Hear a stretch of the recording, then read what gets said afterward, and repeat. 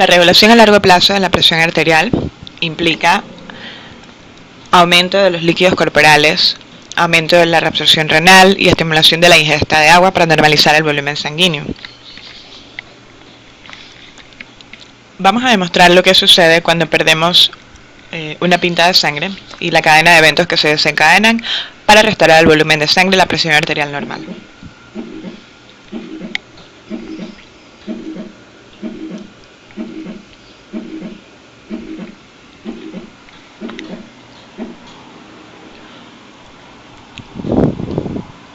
La disminución de la presión arterial es evidente, a expensas de disminución de volumen sanguíneo. El cuerpo va a reaccionar de esta manera. En el riñón existen unas células que se llaman juxtaglomerulares. Son un grupo de células en la pared de las arteriolas renales asociadas al glomérulo del riñón, que es el lugar donde se filtra el plasma. Estas células monitorizan los valores de presión arterial y liberan una hormona que se llama renina en respuesta a una disminución de la presión arterial y a otros estímulos. Observemos entonces que si la presión cae mucho y permanece baja, estas células especializadas, juxtaglomerulares, liberan esta hormona, específicamente es una hormona, pero le llaman enzima porque cataliza una reacción de conversión en el torrente sanguíneo. El mensaje que recibe el riñón es: la presión está cayendo, inicia el proceso para normalizarla.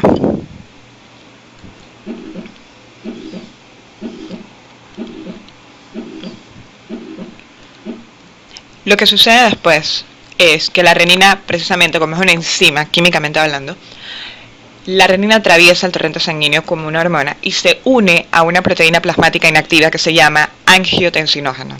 El angiotensinógeno, como una gran parte de las proteínas del plasma, es sintetizado por el hígado y se convierte a angiotensina 1. Esta reacción de conversión de angiotensinógeno a angiotensina 1 es catalizado por la renina.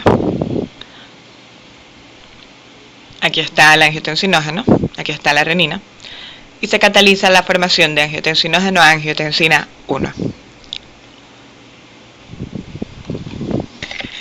Angiotensina 1 viaja a través del torrente sanguíneo y va a los pulmones, a los capilares del pulmón. Y existe una enzima en el pulmón que se llama ECA, enzima convertidora de angiotensina. Y esa enzima, ahí está, cataliza la reacción de angiotensina 1 a angiotensina 2. Fisiológicamente, este es el elemento que nos interesa. Angiotensina 2 estimula la corteza suprarrenal a que secrete una hormona llamada aldosterona. Angiotensina 2 es el más potente vasoconstrictor conocido.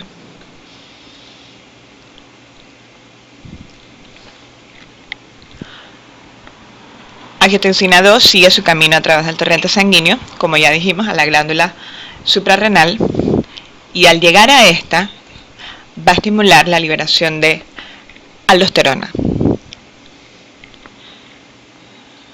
En la corteza se secreta aldosterona y cortisol. Esta hormona angiotensina 2 estimula la secreción de aldosterona, y aldosterona tiene acción sobre el riñón. También es vasoconstrictor, pero tiene una acción sobre el riñón que para la regulación de la presión arterial es sumamente importante. Aldosterona produce vasoconstricción periférica y actúa a nivel del túbulo distal del riñón, aumentando la reabsorción de sodio. Este es el lugar donde se da el verdadero efecto fisiológico de aldosterona.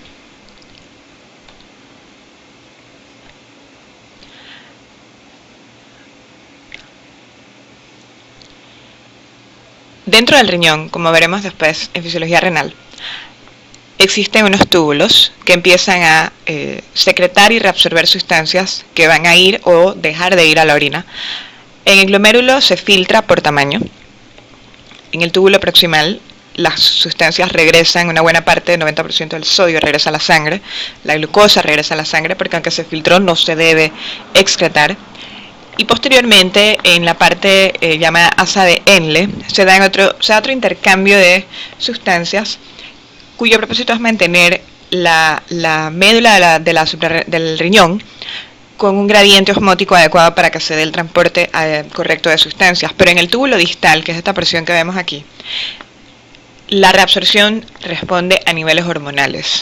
Las hormonas le dicen al riñón: necesitamos reabsorber sodio, necesitamos reabsorber agua, necesitamos balancear el pH. A nivel del túbulo distal está el efecto de aldosterona. Aquí lo vemos. Vamos a darle vía capilar peritubular. Aquí está la hormona llegando acá. Y la hormona aldosterona estimula la reabsorción de sodio. El sodio regresa al torrente sanguíneo. Y debido a la reabsorción de sodio también se estimula la reabsorción de agua. Ahí lo vemos. El efecto de esta reabsorción es un aumento del volumen sanguíneo y por lo tanto un aumento de la presión arterial. Vuelvo a enfatizar que esto es parte de un mecanismo de regulación a largo plazo. ¿Qué sucede con la osmolaridad? Cuando lo que perdemos es solvente, como cuando vimos en el tema de líquidos orgánicos, la deshidratación debido a sudoración excesiva, diarrea o un exceso de excreción de la orina, causará un aumento en la osmolaridad de la sangre y una disminución en la presión arterial. Es decir, que vamos a estar un poco concentrados. La osmolaridad, que es la cantidad de soluto por solvente, la detecta el hipotálamo. Cuando el hipotálamo detecta que hay un aumento de la osmolaridad, se da mecanismo de control a largo plazo, debido a que el hipotálamo envía una señal a la neurohipófisis o la parte posterior de la hipófisis para que ésta secrete una hormona que él ha producido que se llama ADH o vasopresina. ADH viaja, como toda hormona, a través de la sangre y su órgano blanco es el riñón. ADH también tiene efecto vasoconstrictor, pero en el riñón lo que hace es, a nivel del túbulo distal, específicamente el túbulo colector, ella aumenta la reabsorción de agua que originalmente se iba a perder. Por eso se llama antidiurética, contra la formación de orina. Y estimula la apertura de unos canales que se llaman acuaporinas, que son unos canales de agua. Recuerden que el agua no puede simplemente atravesar la membrana por difusión. Tiene que pasar por unos canales y la reabsorción de agua en este nivel depende exclusivamente de los estímulos hormonales. Se necesita más agua, se reabsorbe. No se necesita, no se reabsorbe. Y por lo tanto, el aumento del volumen aumenta la presión arterial. A corto plazo, ¿qué pasa con la osmolaridad? No podemos esperar a que el riñón responda para regular la osmolaridad. El mecanismo a corto plazo, conocido por muchos, se llama SED. El aumento de la osmolaridad es el estímulo para el centro de la sed del hipotálamo. El centro de la sed estimula al individuo a que tome agua y por lo tanto rehidrate su sangre y su líquido extracelular, su compartimento extracelular. De alguna forma, nivelando lo que está ocurriendo con la osmolaridad.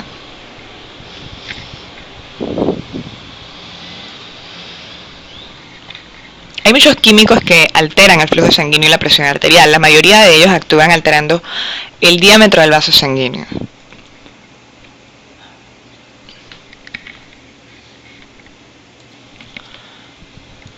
Aparte de la regulación de la presión arterial, tenemos que entender un tema que se llama autorregulación. ¿Por qué? Porque el flujo sanguíneo a través de los órganos individualmente está controlado de forma intrínseca en respuesta a lo que el tejido necesita. Y esto se llama autorregulación. Cuando los capilares están cargados de sangre, ocurre intercambio entre el capilar y las células, pero no todas las células tienen los mismos requerimientos metabólicos. Por ejemplo, sabemos que el cerebro necesita una buena parte del aporte de oxígeno y de nutrientes. El riñón maneja una buena cantidad del gasto cardíaco y órganos como los músculos esqueléticos y el hígado también tienen sus propias necesidades de nutrientes y de flujo sanguíneo. Entonces estos mecanismos varían según el lugar en el que estamos. Este proceso permite que los órganos y los tejidos regulen o administren su propio aporte de sangre. Podemos comparar esto a lo que ocurre en un vecindario con el aporte del agua. Existe una estación de bombeo para las casas a través de tuberías individuales, así como la sangre es bombeada del corazón a los órganos a través de sus propios vasos sanguíneos. Ahí vemos el agua llegando a las tuberías individuales de cada casa. Entendido este proceso, vamos entonces a ver qué es lo que ocurre si tomamos una casa como ejemplo. En cada una de estas casas, los que viven en ella pueden regular la cantidad de agua que van a utilizar según sus necesidades. Aquí vemos una ducha, una lavadora, un patio. Mientras se mantenga la presión normal de agua, ellos pueden tener el agua tanto tiempo como quieran. Pueden recibirla tanto tiempo como quieran. De manera similar, tenemos un valor que se llama presión arterial media. La presión arterial media se calcula sumando la presión diastólica más 1/3 de la presión diferencial. Y la presión diferencial es la presión sistólica menos la presión diastólica. Aunque en realidad no suele calcularse, es un valor que nos dice la presión que lleva la sangre hacia los tejidos. Es un valor que se usa mucho, sobre todo en cuidados intensivos. Nos dice qué tan bien están recibiendo, qué tan adecuadamente están recibiendo sangre a los tejidos. Mientras esa presión sea normal, todos los órganos y tejidos pueden regular la cantidad de sangre que entra a ellos según sus necesidades. Eso es sumamente necesario que se mantenga normal. Tenemos un ejemplo de un órgano, el páncreas. Tenemos la arteria, la vena, la arteriola y la vénula, el lecho capilar. La regulación, ¿dónde ocurre? En el lecho capilar. Tenemos un esfínter precapilar. Recordemos que la sangre da arteriola, capilares, vénulas y el tejido. Aquí hay un cortocircuito y aquí hay un verdadero capilar. Estos capilares verdaderos son los que permiten el intercambio de nutrientes, recordemos. Y este cortocircuito es un lugar donde se lleva la sangre de la arteriola a la vénula directamente. Le llamamos también metaarteriola. Esta sangre no intercambia nutrientes. Bien. ¿Qué es lo que sucede? Se abre el esfínter precapilar. La acción de ciertos químicos que están en el órgano actúan como un control metabólico que hace que las arteriolas que llevan la sangre dilaten y relajen el esfínter precapilar. Si se dilata el esfínter, se lleva más sangre al área. Si se relaja, si se dilata y se relaja, se lleva más sangre. Si se contrae, se lleva menos sangre. Pero si el esfínter precapilar está cerrado, observemos, ahí va la sangre venosa, la sangre arterial a venosa, directamente a través de este cortocircuito.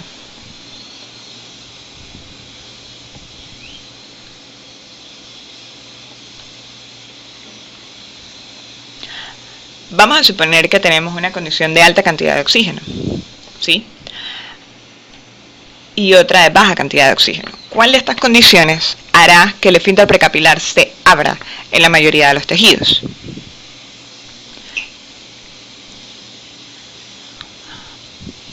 Y ahí vemos el de baja cantidad de oxígeno. Si hay baja cantidad de oxígeno, los esfínteres se estimularán a abrirse precisamente para aumentar el paso de sangre.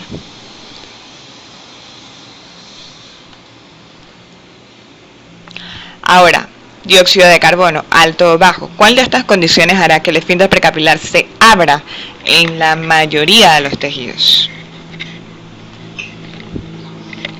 Alto nivel de CO2.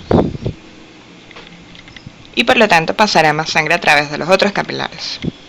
El tejido está autorregulando su flujo sanguíneo. En el caso del pH, ¿cuál hará que se abra? Si dijimos que alto nivel de CO2, alto nivel de CO2 se traduce en un pH bajo, acidosis, y aumentará la relajación de los esfínteres precapilares y pasará más sangre por estos capilares.